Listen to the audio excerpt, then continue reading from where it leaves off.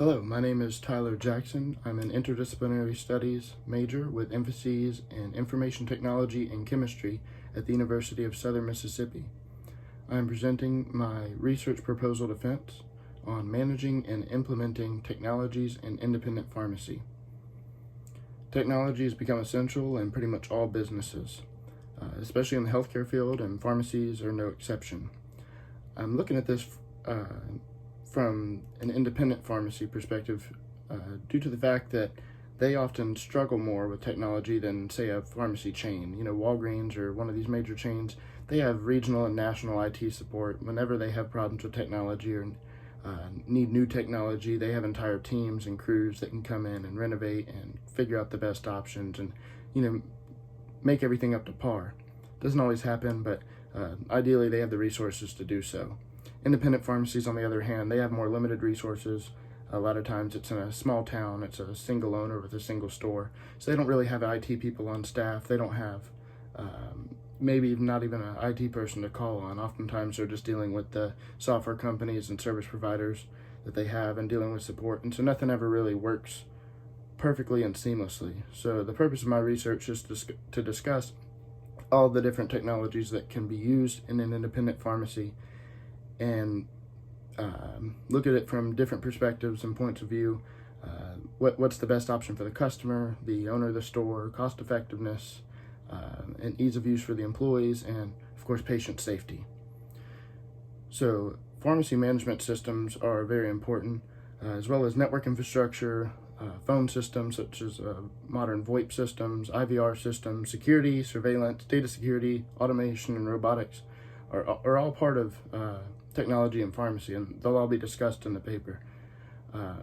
Along with all of these topics that will be kind of explained and different options available for them, I'll talk about best practices and use cases, and also integrate recommendations and knowledge about cybersecurity, data security, patient safety, and things like that.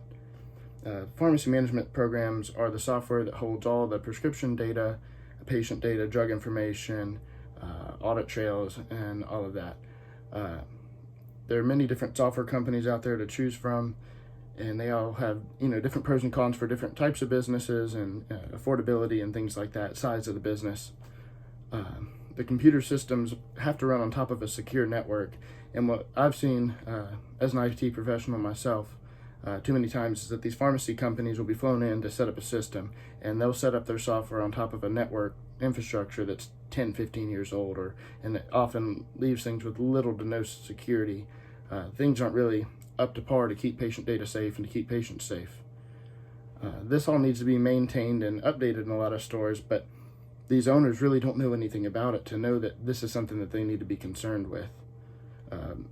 Education on these issues through independent pharmacy associations and other newsletters that they get about drug information should start including stuff about security and technology in general.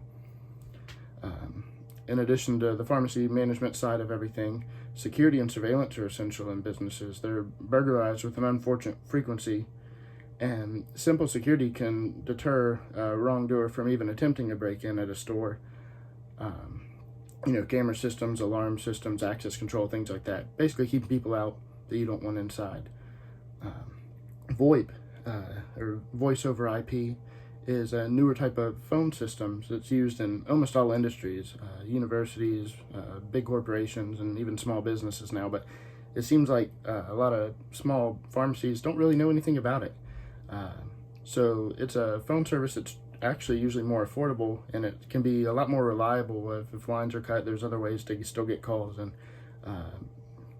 keep patients able to get their prescriptions even after hurricanes and stuff like that. If you have a properly installed phone system and network system, you really never go down as long as you have power. Automation and robotics is another big thing that will be discussed.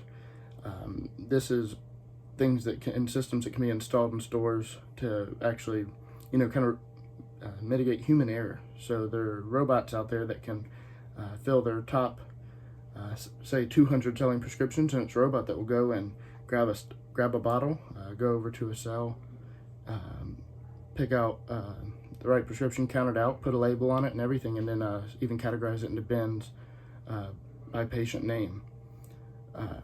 So all these technologies come together to, make a efficient and cost-effective business, and also allow patients to have the best experience from a safety perspective and an adherence perspective as well. So I hope to look at all of these things in this research report, and hopefully have something that can be useful for a lot of people.